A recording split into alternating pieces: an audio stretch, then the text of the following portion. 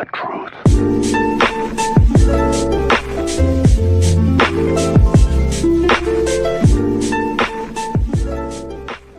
Yeah, it was not my intent to go with a 9-man rotation.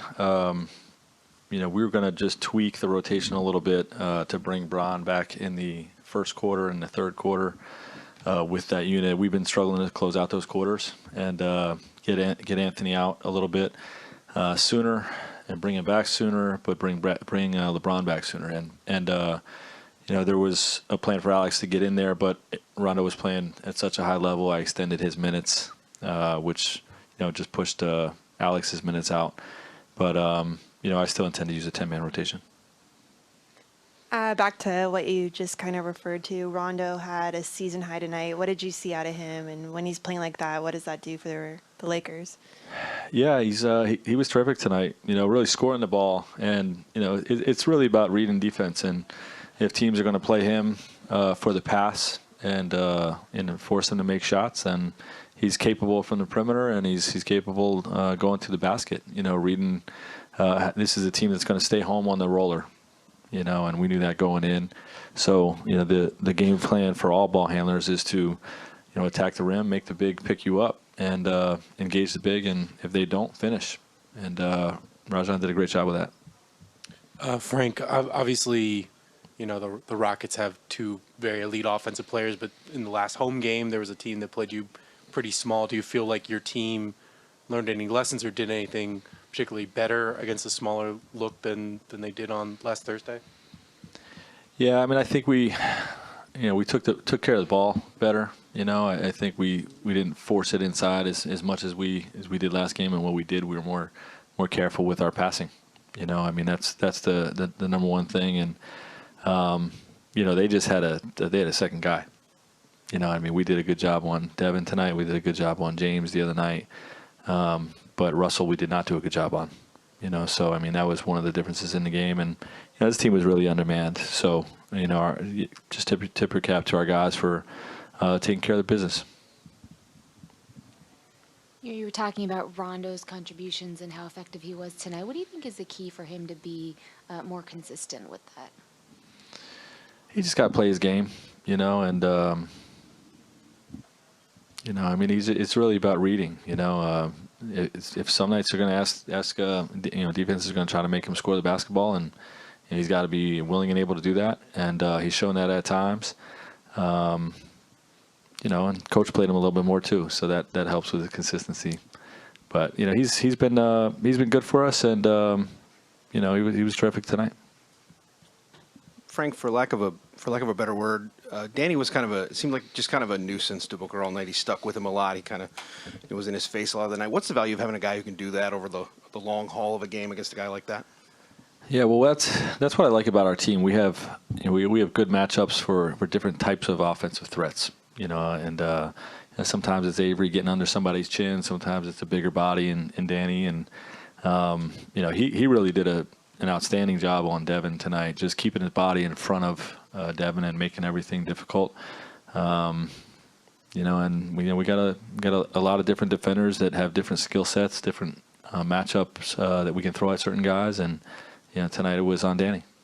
Frank, at this point, how comfortable are you sort of night to night recognizing which of the guys in the supporting cast either needs a little more minutes or is kind of elevating in that night and kind of pushing those buttons? I feel good about all the guys on our team. Like if we had a few guys out and we had to play, heavy minutes with either Duds or Quinn or Troy, I feel good that those guys are going to contribute to the win. And same thing with the guys that we're bringing off the bench that are playing, the bench minutes. I've got a lot of confidence in those guys. I love our depth, and so if they don't perform, I'm more surprised than if they do. So I got a lot of confidence in them. Frank, I don't think you of course you'll take 23 points from Rajon, but that's not necessarily what you're expecting or looking for him from. And he's had all sorts of injuries this year. Do you feel like there could be a runway here for him leading up to the playoffs to find a rhythm? I do, and for all of our guys, he's a savvy vet. He's someone that's going to rise to the occasion. Guys in their 30s, over 82 games, you're gonna have a few nights where you don't look as spry as you did when you're early in your 20s. But when it matters, he's gonna be there for us.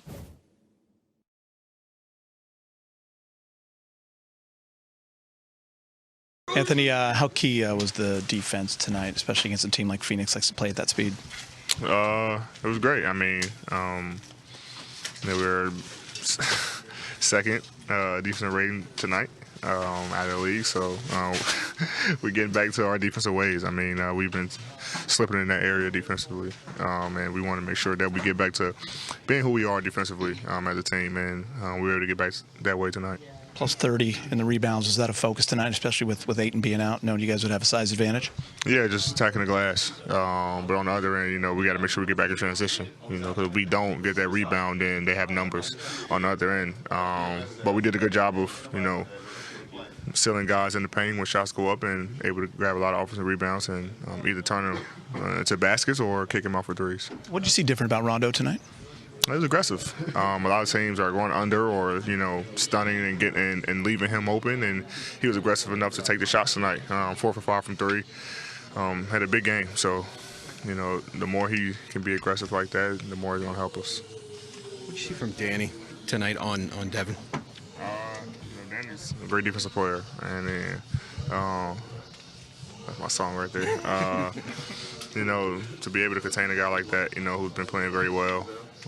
Speak volumes of the defensive player that he is, and one thing about him, he always going to take the challenge. No matter who it is, he wants the challenge to guard the best perimeter guy, and he take pride in trying to lock those guys up. Just back to Rondo, I mean, how nice is it to kind of see him find that confidence in his shot? He's always had the confidence, with those guys. He wants to get everybody involved.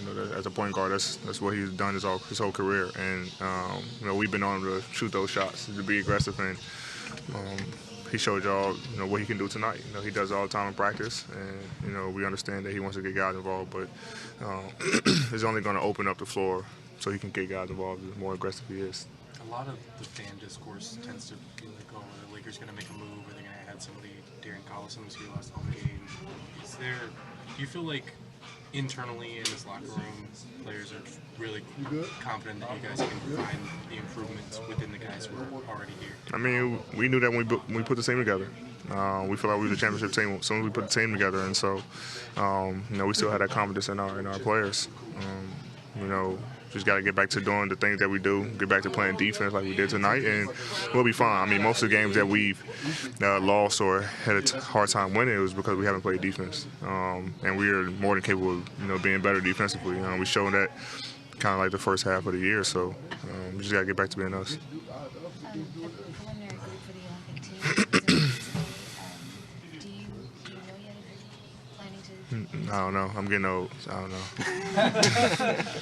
What did you enjoy about that experience before we done it? The first time I played in 12 was an unbelievable experience for me. I think being around those guys taught me a lot, showed me a lot, and I think, I wouldn't be the player I am today if it wasn't for those guys. Cole, Bron, Melo, Tyson, CP, Russ, James, those are all my guys. Well, I was their guy, their rookie, and it just helped me, become a professional early in my career. Showed me how to work hard, and I kind of carried that through my whole career. So, and then kind of been one of the guys that they, leaned on the other years. But I think 12 kind of started off and just kind of helped kickstart my career. As someone who got the invite in 12, basically based off your Kentucky success, were you surprised at all by the pool, not including some of the notable rookies in the league? I mean, it's a big year. I don't think they really invite a lot of guys who, older guys, Bron and CP and Melo. But when the Olympics come around, they always try to make sure they get those guys in there if they want to play. So there's just a lot of guys. They're for sure going to have their time. It's a lot of great young players in this league, and they're more capable of being on the team. But the Olympics, every 4 years is always just a tough thing. And you big year coming off the FIBA results, I assume you're referring to. It's a big year because coming off. It's a big year because it's the Olympics. It's just a 20, yeah. Was it cool to see there's 5 of you guys from his locker room on that list today? Was that cool to see? Oh, for sure. Hopefully all 5 of us be able to get on the team, you know, and compete for a gold medal. You know, 5 guys who play hard. I think all 5 of us love, you know, representing our country. And so, you know, if all 5 of us get a chance to be on an Olympic team, it'd be something, you know, cool to see. Well, if all 5 go, you can't call yourself old. Well, maybe if all 5 of us go, then I'll think about it.